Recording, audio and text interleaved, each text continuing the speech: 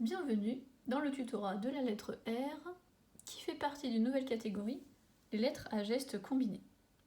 Qu'est-ce que ça veut dire? Ça veut dire que ces lettres sont un petit peu plus difficiles à former.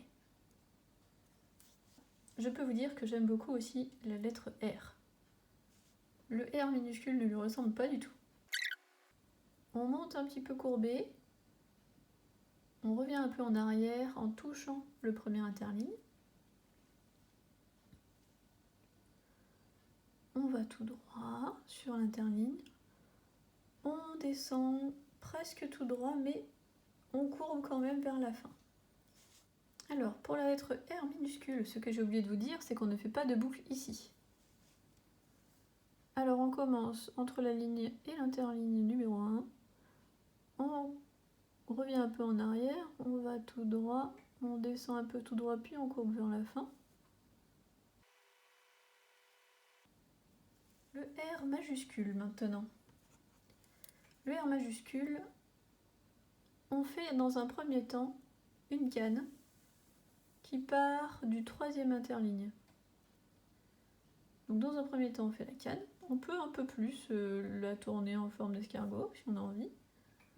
Et une fois que j'ai fait ma canne, je lève le crayon.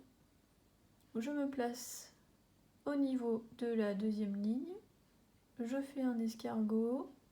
Je touche le troisième interligne et la canne. Je fais un premier bombé pour faire la tête du R.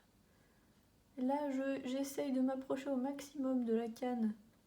Je fais une boucle et je redescends pour faire sa jambe tout droit et on termine par un escargot. Très élégant. Alors, pour le R majuscule, on a dit qu'on commençait par la canne qui démarre au troisième interligne. Canne à l'envers. Hop, je tourne. Je démarre un peu au-dessus du deuxième interligne. Je touche la canne. Je fais la boucle. Et voilà. Alors, j'ai pas dit, la boucle, on l'a fait entre le premier et le deuxième interligne.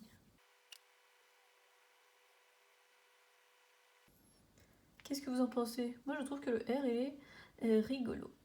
J'espère que vous avez trouvé ce tutorat rigolo. Le prochain, ce sera pour la lettre Z. À bientôt!